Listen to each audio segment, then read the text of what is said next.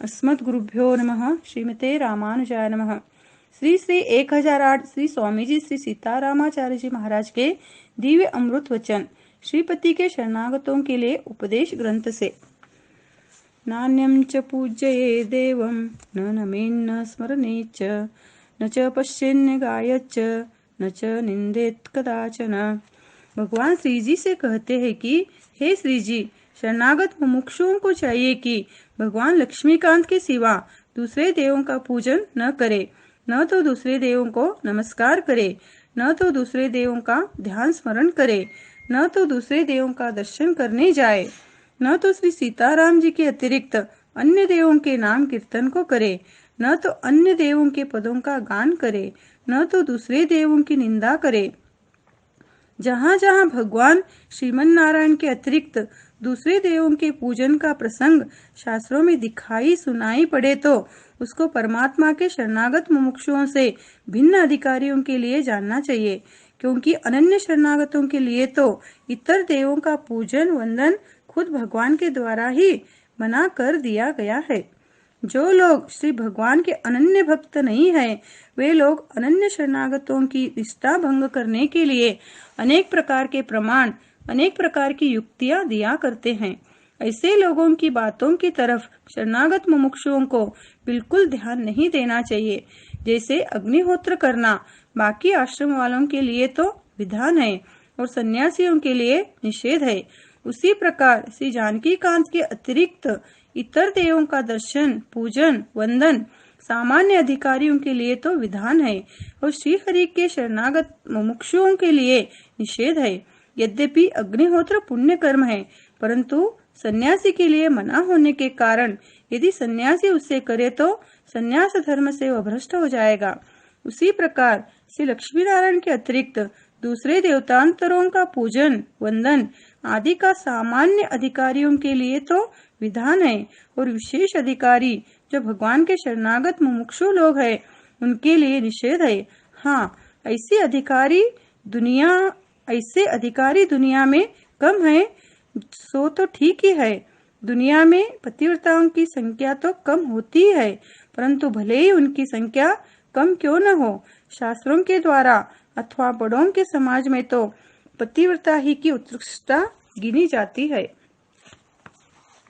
उसी प्रकार अनन्य मुमुक्षुओं की संख्या भले ही कम हो, लेकिन भगवान के दरबार में उनका जितना आदर हो सकता है उतना और का थोड़े ही हो सकता है। इसी कारण तो महात्मा प्रहलाद जी का ही ज्ञानियों की गोष्ठी में ज्यादा आदर है। इसी कारण अनन्य शरणागतों को देवतांतर रहित मंदिरों का ही दर्शन करना चाहिए। जहाँ कहीं देवतांतरों का आराधन करके भगवान पाने का प्रसंग है अथवा भगवान को अंतर्यामी मानकर जहाँ जहाँ देवतांतरों के नमस्कार का प्रसंग है, ये सब अन्य अधिकारियों के लिए है। शुद्ध यानी अनन्य जो श्रीपति के शरणागत मुमुक्षु लोग हैं, उन लोगों के लिए तो देवतांतरों को नमस्कार, आराधन तथा उपायांतरों में प्रवृत्ति, प्रयोजनांतरों की याचना आदि की सख्त मनाही है। और जहाँ कहीं लिखा है कि किसी देव का पूजन करे वह भगवान ही को मिलता है, इस बात को भी श्री भगवान गीता जी में खंडन कर दिए हैं। जैसे यान्ति देवव्रता देवान मद्भक्ता यान्ति मामपि, यानी हे अर्जुन, जो देवों का भजन करते हैं वे देवों को प्राप्त होते हैं और मेरे को भजन करने वाले मेरे को प्राप्त होते हैं। और भी भगवान ने 7वें अध्याय में कहा है कि कामस्तैस्तरितज्ञानः प्रपद्यन्ते देवताः, यानी हे अर्जुन, कामनाओं से जिनका ज्ञान नष्ट हो जाता है वे ही लोग अन्य देवताओं का भजन, कीर्तन आदि करते हैं। अंतवत्तु फलम तेषां तद्भवत्यल्पमेधसाम्, अल्प बुद्धि वाले उन देवतांतर भक्तों को उन देवताओं के द्वारा जो कुछ फल मिलता है वह नाशवंत होता है। जैसे हिरण्यकश्यपु का फल नश्वर हुआ और श्री प्रहलाद जी का फल अचल हुआ, रावण का फल नाशवंत हुआ, श्री विभीषण जी का फल अचल हुआ। इससे शरणागत मुमुक्षुओं को अपनी अनन्य निष्ठा में पूर्ण दृढ़ाध्यावसाय करके रहना चाहिए। न्यान्योचिष्ट च भुंजीयान न्यान्य शेषम च धारयेत। भगवान श्री जी से कहते हैं कि हे श्री जी, हमारे चरणों के शरणागत मुमुक्षुओं को चाहिए कि अन्य देवों का भोग लगाया हुआ कुछ भी पदार्थ न पावे, अन्य देवों का धारण कराया हुआ अत्तर, पुष्प, चंदन, माला वगैरह भूल कर भी अपने उपयोग में न लेवे। प्रपन्न पारिजात में लिखा है कि बहुत से स्वरूप विरुद्ध कर्मों को तो स्वरूपतः त्याग देना चाहिए और बहुत से कर्मों को करना भी चाहिए। उसमें से मैं कहता हूँ, इस कर्तृत्वाभिमान को तथा मैं इसके फल का भोक्ता बनूं, इस भोक्तृत्वाभिमान को त्यागना चाहिए। जैसे चंद्रायणाम किकम कर्म न कुर्यात्तु कदाचन संध्यार्चा पंचयज्ञादि तन्मुमुक्षुभिरादृतम्। कृच्छ चंद्रायण आदि कर्मों को कभी न करे, संध्या वंदनादि कर्म निष्काम भावना से किया करे, क्योंकि वह मुमुक्षुओं से आदृत है। चतुष्पथ वनस्पत्यो मंगलादे प्रदक्षिणम स्वाधिकार विरुद्धं च शास्त्रोक्तम न च समाचरेत।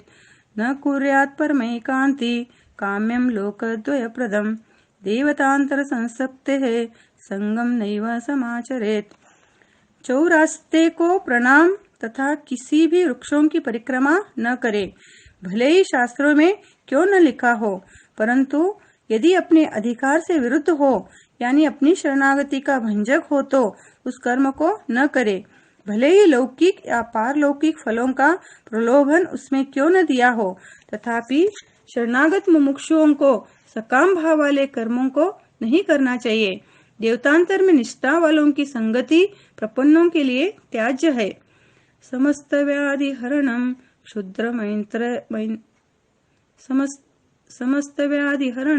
क्षुद्र मंत्रैर्न साधेत। झूठा शपथ न करे, हरि चर्चा के अतिरिक्त बिना मतलब की भली बुरी बातें कहने पूछने में व्यर्थ समय न बितावे। मंत्रों के द्वारा सांप, बिच्छू वगैरह का जहर उतारना तथा मंत्रों के द्वारा भूत, प्रेत, पिशाच आदि को छुड़ाना अथवा मंत्रों द्वारा किसी भी रोग निवृत्ति का प्रयत्न करना, ये अनन्य शरणागत मुमुक्षों के लिए सख्त मना है। औषधि के द्वारा जहर उतारने में तथा युक्ति और औषधों के द्वारा भूत प्रेत भगाने के लिए प्रयत्न करने में किसी प्रकार स्वरूप विरुद्ध नहीं है। अवैष्णवानां सल्लाप वंदनादि न विवर्जयेत्। विष्णोर्वा वैष्णवानां वा निंदां न शृणुयान् मनाक्। कणोऽपि गाय गंतव्यम शक्तो दंडम समाचरेत्। अवैष्णवों के साथ जरूरी व्यवहारिक बातों के अतिरिक्त पारमार्थिक रहस्य चर्चा को न कहा सुना करे। वैष्णवों के अतिरिक्त पुरुषों को दंड प्रणाम न किया करे। भगवान की तथा भगवत भक्तों की निंदा न सुने। कोई आसुरी प्रवृत्ति वाला यदि निंदा करता हो तो वहां से कान मूंद कर चले जावे और समर्थ हो तो उसे ऐसी शिक्षा दे कि जिससे फिर वैसा कभी न करे। आश्रित्य चातकी वृत्ति देह पातावधि प्रिये तव्यार्थ भावयन्नेव स्तेयमित्येव मे मतिः। सरसमुद्र नद्यादीन् संत्यक्त्वा चातको यथा तृषितो म्रियते वापि याचते वै पयोधरम्। एवमेव प्रयत्नेन साधनानि परित्यजेत्। श्रीमन्नारायण भगवान श्री लक्ष्मी जी से कहते हैं कि हे श्री जी, हमारे शरणागत मुमुक्षुओं को चाहिए कि शरीर छूटने पर्यंत चातक पक्षियों के समान अपनी निष्ठा के ऊपर दृढ़ परिस्थिति रखता हुआ द्वयार्थ ही का अनुसंधान करता हुआ समय बितावे। इसका आशय यह हुआ कि चातक पक्षी प्यास से मरता भी रहता है तो भी तालाब के, नदी के, समुद्र के, कूप आदि के जलों को नहीं पीता है। उसकी जाति का जो दृढ़ नियम है कि स्वाति नक्षत्र में बरसता हुआ जो बूंद है उसके अतिरिक्त दूसरा जल नहीं पीना, इस बात को याद करके मेघ से ही याचना करता है। जैसे कि गंगा यमुना सरस्वती सात सिंधु भरपूर, तुलसी चातक के मते बिना स्वाति सब दूर। एक बहुत प्यासा चातक गंगा जी के ऊपर से एक रोज उड़ता हुआ चला जाता था। उसको एक व्याध ने बाण से मारा। वह चातक गंगा जी के जल में गिर पड़ा। यद्यपि प्यास से आतुर था, बाण से भी घायल था, परंतु अपनी जातीय नियम निष्ठा में वह अत्यंत निपुण था। गिरते समय परवश उसकी चोंच यानी मुंह गंगा जी के जल में ही पड़ा, परंतु प्यास से मरता हुआ भी वह चातक गंगा जी के जल को नहीं पिया। उस बेहोशी हालत में भी झट उलटकर ऊपर मेघ की तरफ अपनी चोंच कर दी। उसी चातक की नियम निष्ठा की प्रशंसा करते हुए महात्मा श्री तुलसीदास जी कहते हैं कि बध्यो बदिक पर्यो पुण्य जल, ऊपर उठाई चोंच, तुलसी चातक पीत पट, मरते लग्यो न खोंच।